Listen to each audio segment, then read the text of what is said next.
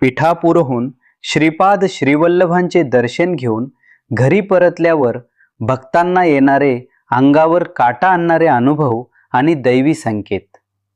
पिठापूरहून परतल्यावर एक अत्यंत अलौकिक आणि सूक्ष्म मानसिक बदल हमखास जाणवतो.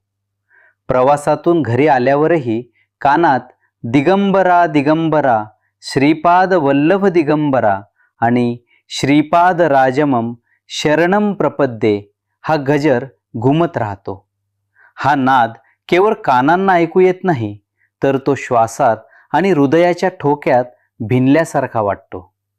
कोणतेही काम करत असताना अंतर्मनातून हा जप अत्यंत शांतपणे आणि अखंडपणे सुरू राहतो. ही साक्षात श्रीपाद श्रीवल्लभांनी तुमच्या आत्म्यावर कोरलेली भक्तीची आणि अस्तित्वाची खूण असते. पिठापुरातील पादगया सरोवराचे दर्शन किंवा तेथील विधी करून घरी आल्यावर घरात एक विलक्षण हलकेपणा येतो. रात्रीच्या वेळी पडणारी भयानक स्वप्ने किंवा पूर्वजांचे सतत दिसणे अचानक पूर्णपणे थांबते. अनेक भक्तांना स्वप्नात त्यांचे पूर्वज अत्यंत तृप्त, शांत आणि आशीर्वाद देणाऱ्या रूपात दिसतात. घरातील अकारण होणारे वादविवाद किंवा आजारपण संपून एक सकारात्मक ऊर्जा वास्तूत खेळू लागते. पिढ्यानपिढ्यांचा पितृदोष नष्ट होऊन कुळाला श्रीपादांचे अभेद्य संरक्षण मिळाल्याची ही साक्षात पावती असते. पिठापूरहून श्रीपाद श्रीवल्लभांचे दर्शन घेऊन घरी परतल्यावर श्रीपाद श्रीवल्लभ चरितामृत या ग्रंथाचे वाचन करण्याची एक प्रबळ आणि नैसर्गिक ओढ लागते. आधी हा ग्रंथ वाचताना जो कंटाळा किंवा अडथळे यायचे ते पूर्णपणे जाऊन वाचनात कमालीची एकाग्रता येते. ग्रंथातील प्रसंग केवळ वाचले जात नाहीत, तर ते डोळ्यांसमोर जिवंत होत असल्याचा अद्भुत भास होतो. वाचन करत असताना अनेकदा पानांवरून अचानक एक अत्यंत पवित्र आणि सूक्ष्म सुगंध दरवळू लागतो. हा अनुभव म्हणजे स्वतः श्रीपाद महाराज सूक्ष्म रूपात तुमच्या समोर बसून ते चरित्र ऐकत असल्याचा संकेत आहे. पिठापूर महासंस्थानातील प्रसादाची चव घरी आल्यावर तुमच्या रोजच्या अन्नातही उतरल्याचे जाणवते. स्वयंपाक करताना एक वेगळीच भावस्थिती असते आणि तयार झालेल्या अन्नातून विलक्षण तृप्ती मिळते. कमी अन्नातही सर्वांचे पोट भरते आणि अन्नाची नासाडी करण्याची सवय किंवा इच्छा पूर्णपणे नष्ट होते. घरातील सदस्यांना जेवताना एका वेगळ्याच सात्विक ऊर्जेचा आणि अत्यंत निरागस आनंदाचा प्रत्यक्ष अनुभव येतो. श्रीपाद प्रभूंच्या पदस्पर्शाने माता अन्नपूर्णेचा कायमस्वरूपी वास तुमच्या स्वयंपाकघरात निर्माण झाल्याचे हे लक्षण आहे. पिठापूरहून श्रीपाद श्रीवल्लभांचे दर्शन घेऊन आपल्या घरी परतल्यावर भक्ताच्या स्वभावात एक अत्यंत सकारात्मक आणि डोळ्यात भरणारा बदल घडतो. स्वतःबद्दलचा खोटा अहंकार, राग आणि मीपणा या गोष्टी नकळतपणे कुठल्या कुठे गळून पडतात. सर्वांशी अत्यंत नम्रतेने, प्रेमाने आणि आदराने बोलण्याची एक नैसर्गिक सवय मनाला आपोआप लागते. लहान मुलांपासून ते वृद्धांपर्यंत सर्वांमध्ये साक्षात ईश्वराचे रूप पाहण्याची प्रगल्भ दृष्टी प्राप्त होते. हा बदल इतका सहज असतो की आजूबाजूचे लोकही तुमच्यातील या सात्विक रूपाचे सहज कौतुक करू लागतात. तुमच्या मनात असलेल्या अनेक गुंतागुंतीच्या प्रश्नांची उत्तरे तुम्हाला आश्चर्यकारकरित्या मिळू लागतात. कधी अचानक एखाद्या अनोळखी व्यक्तीकडून, तर कधी एखादे पुस्तक वाचताना तुम्हाला योग्य मार्गदर्शन मिळते. हे योगायोग नसून साक्षात श्रीपाद प्रभू तुमच्या प्रश्नांची उत्तरे देत आहेत याचा आढळ विश्वास निर्माण होतो. कठीण निर्णय घेताना कोणत्याही प्रकारचा संभ्रम राहत नाही आणि बुद्धीत एक अत्यंत लख्ख स्पष्टता येते. तुमचे जीवन एका अत्यंत सुरक्षित आणि ईश्वरी हातांनी चालवले जात आहे याची ही डोळस खात्री असते. पिठापूरहून घरी परतल्यावर प्राण्यांबद्दल एक वेगळा जिव्हाळा निर्माण होतो. घराच्या आजूबाजूला असलेल्या गायी, कुत्रे किंवा पक्ष्यांना अन्न देण्याची एक नैसर्गिक इच्छा आतून उफाळून येते. मुक्या प्राण्यांच्या डोळ्यात पाहिल्यावर त्यांच्यातील ईश्वरी अंश आणि त्यांच्या वेदना स्पष्टपणे जाणवू लागतात. ही भूतदया केवळ दिखावा नसते, तर ती एका अत्यंत प्रगल्भ आणि संवेदनशील भावनेतून जन्माला आलेली असते. दत्तगुरूंच्या तत्वाशी एकरूप होण्याचा आणि खऱ्या भक्तीचा हा एक अत्यंत महत्त्वाचा व शुद्ध टप्पा असतो.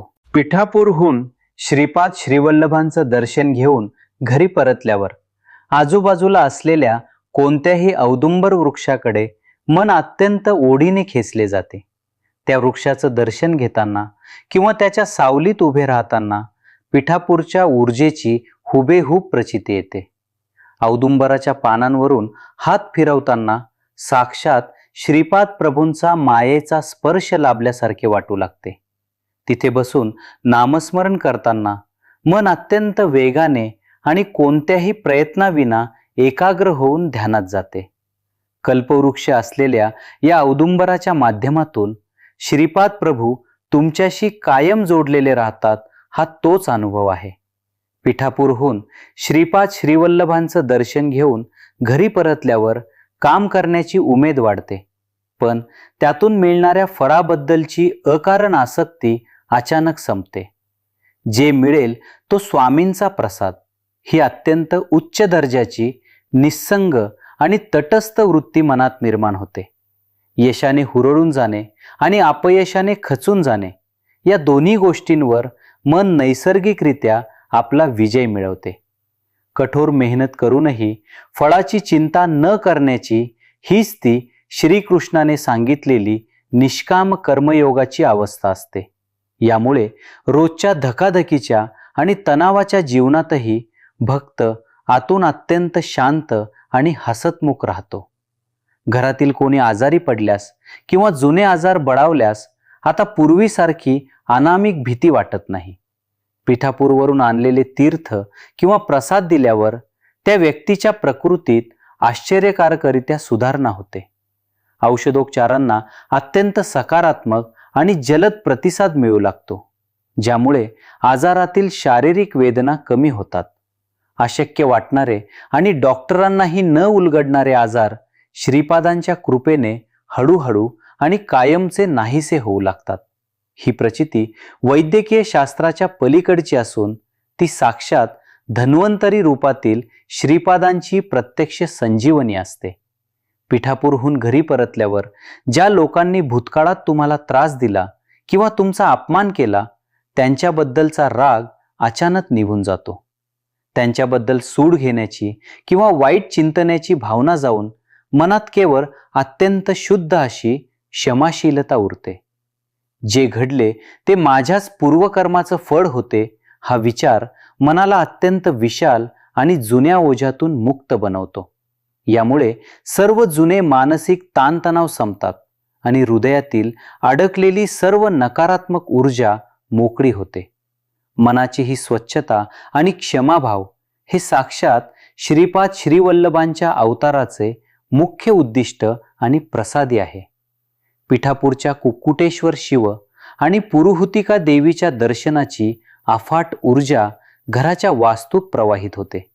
घरामध्ये शिवतत्वाची आढळ शांतता आणि देवी तत्वाची प्रखर सकारात्मक ऊर्जा स्पष्टपणे अनुभवता येते.